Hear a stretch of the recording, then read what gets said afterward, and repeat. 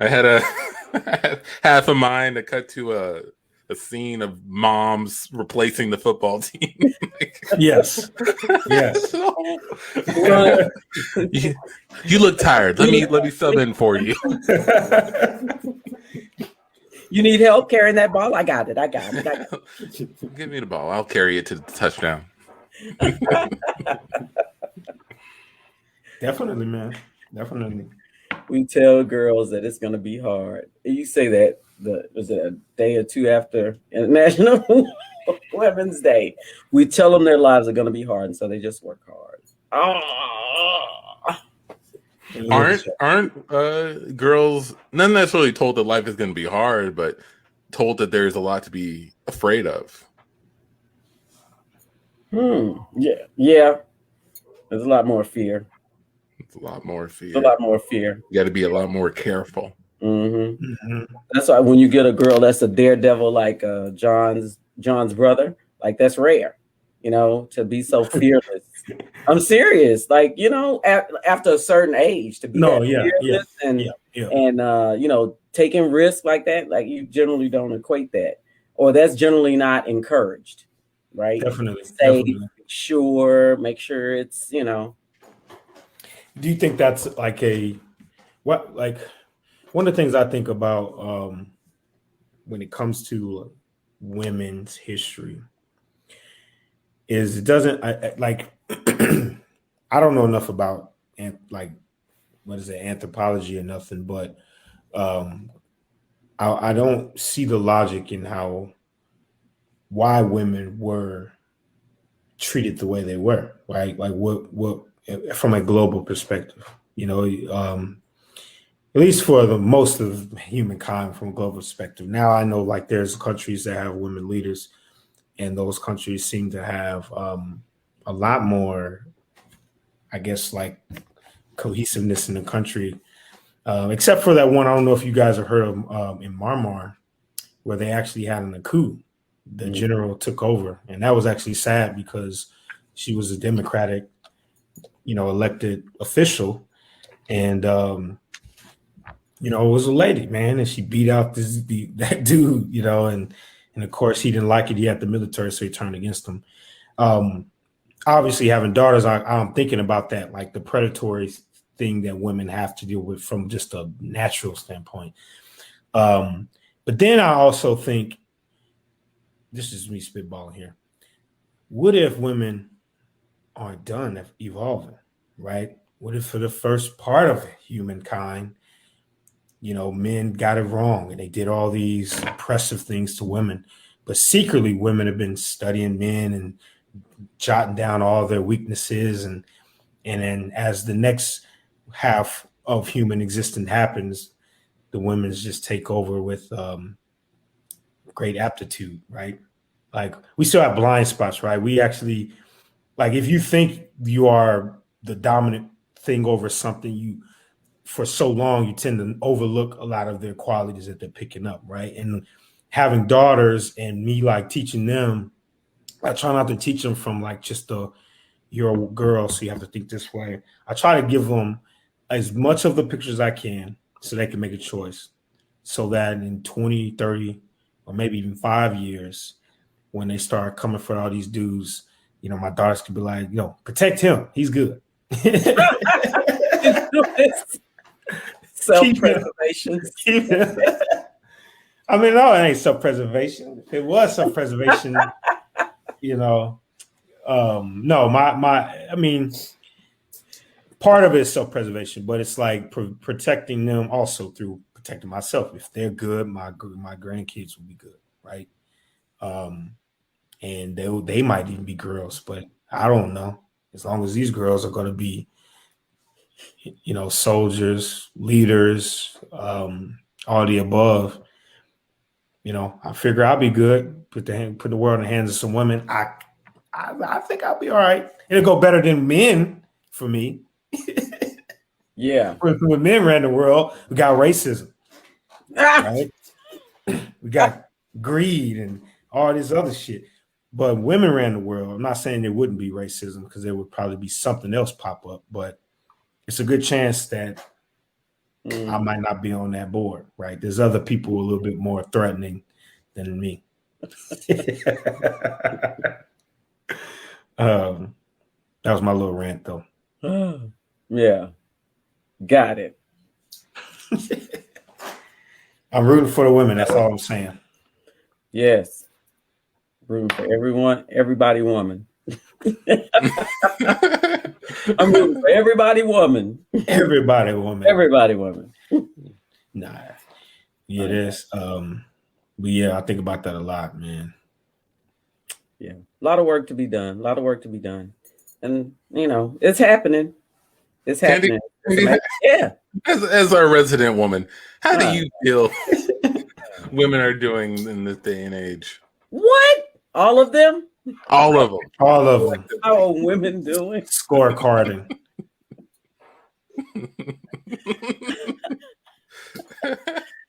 Let me see. How are we doing? I mean, how is human existence doing? Right? I don't. It's like the stock market; it goes up and goes down. Depending on, Yeah, pandemic didn't help.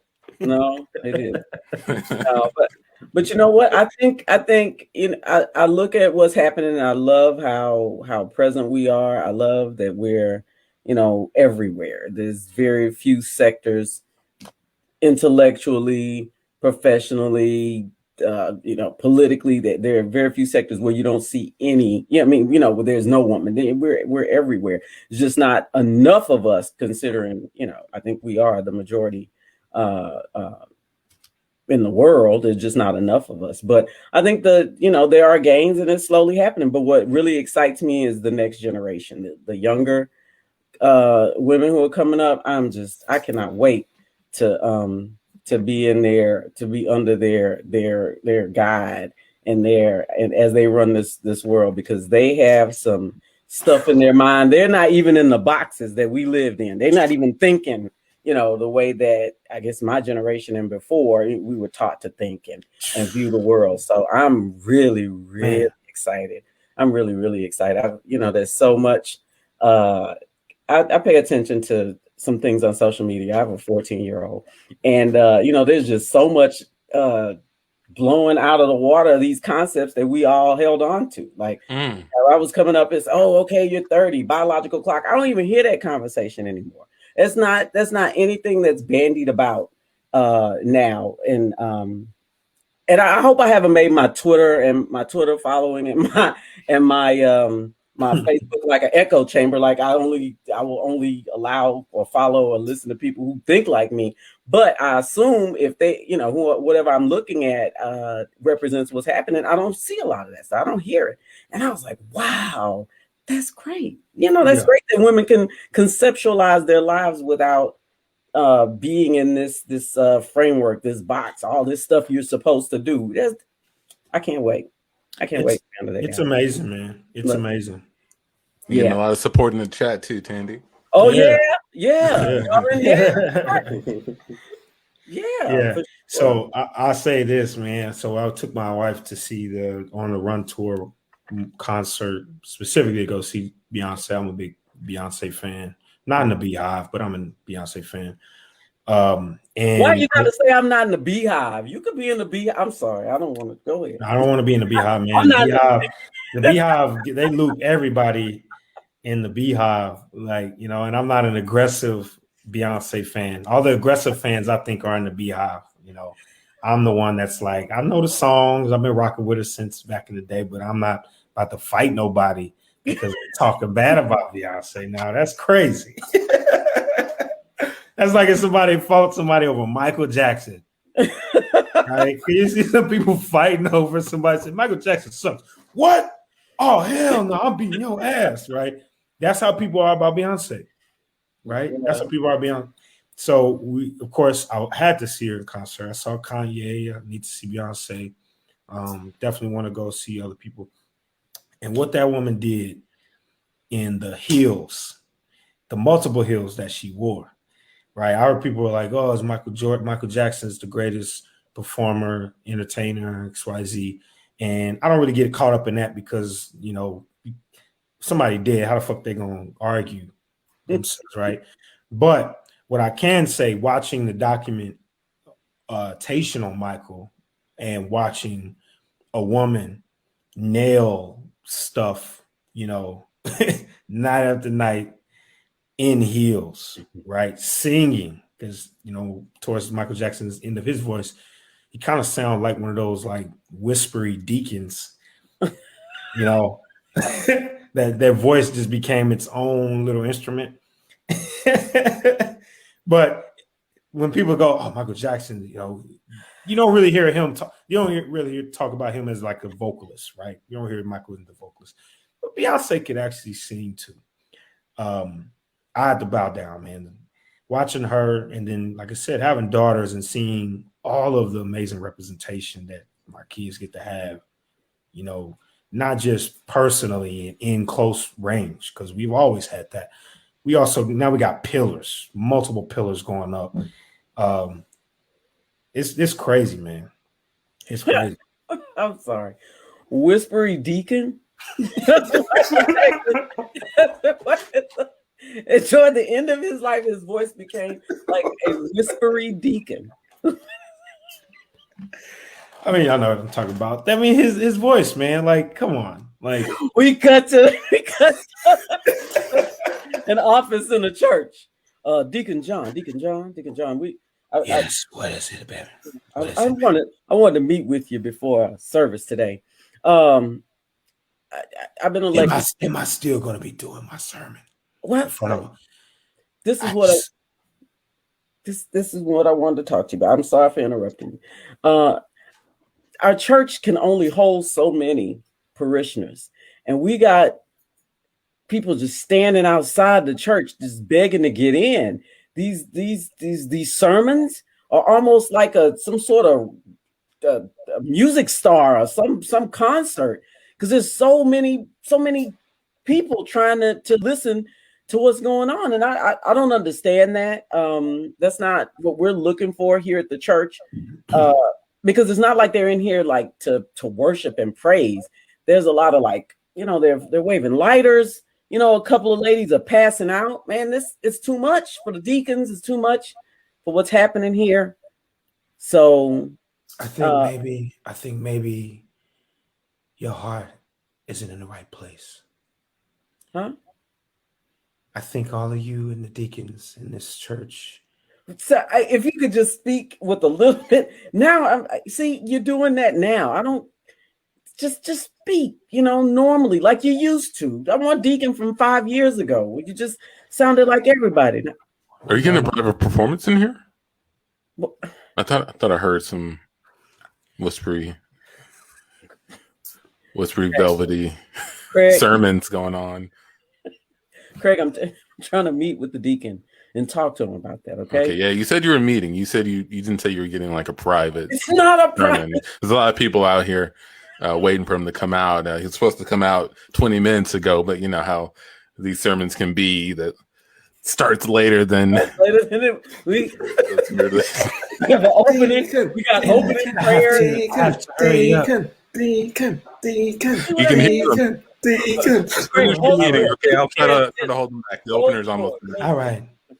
I'm just gonna go in the back and get my glove, and then I'll be out in a second. Okay, see, this is another thing. You got a costume now. It's all it is. You're blowing the church's budget on pyrotechnics and special effects. Am I still going to come through the ceiling? Yes, I mean we've already paid for the machine to lower you down. We can't not use it. I'm just saying it's costing us a lot. I mean, I know you're spreading the word or trying to, but it's you don't believe in the Lord's grace, do you? Yes, of course I do. I've been going to this church all my life. Of course I do. Have you ever seen so much grace in the church since I have been doing sermons? I don't know how to measure grace. I can't. You see all those people out there? This really sounds like a song. You see all those groupies night after night? I'm just doing sermons on tour. This is God's work. Okay, that's fine. All right, I can't stop that. But can you the dancing though? you've got to stop with the dance in the car. That's my Holy Spirit dance. That's the Holy Spirit. Okay, look, it's nothing I can do. Some people got the moonwalk. Some people got the Holy Spirit. I got the Holy Spirit. I just do this in the stage, and it looks like I'm levitating. Deacon, I just want to let you know the church can't afford this anymore. This is going to be your last sermon unless you change things. This is going to be it. We're going to have to close. This is it. This is going to be it. We would have to close the church unless you just change things and you just go back to the way it used to be. We can have people come in and these people waiting outside. They're just here for a free concert. We can't charge at the door. We can't charge admission. We're losing money. Well, our techniques and. I think you should charge at the door and call it tithes. Say the tithe price. And then that'll save all of our bill problems. Listen, I know this is hard for you, being such an ordinary religion person. I can't help with the gifts that God has bestowed upon me. And if you don't excuse me, I think it's my time to close the house down. So you walk back out to the front. All right, Craig. I tried to meet with him. It's over. You go ahead and start the opening prayer and get things going. So you couldn't get him to change? No, I couldn't. Oh, I didn't see you. I didn't see you back there, Deacon. Oh yeah, sorry. Yeah. No, it's Mr. Michi. Hey, yeah, Mr. Michi. I'm sorry. I saw you need some help, but I don't help. So. Yeah, no, I just he's not. And as they're talking, Biker John crashes through the window, gets caught up in the chandelier, swinging. What's going on outside? Someone help that man! We're already losing money. And we cut to a lady in the back. Oh, I'll help him. He needs all the help he can get. Move out of the way. I'm just gonna climb across these. Check out Shorty in the church dress. Yo, you see all that gravity behind her? And scene. And that is a Can't Tell Us Nothing show, everybody. Thank you much for listening and tuning in. Hashtag grace, says Jocelyn. Hashtag blessed. You can find us here on Facebook and YouTube every Tuesday. Bringing a little improv to you. DJ Comfy, get them tunes ready because for Can't Tell Us Nothing, if you want to find out more about what we do, CTUNImprov, all those places, Facebook, YouTube, Instagram, Twitter, CTUNImprov.com. Just Google that. You should find everything you need. But for John, for Michi, for Tandy, for myself, and for everybody in the chat, Carol, Jocelyn, Lindsay, Miranda, Nick, Jonathan, John. Thank you so much. Thank you, guys. Thank you. Yep, shout out to her too. Leaving comments. We're out. So to break out the truth.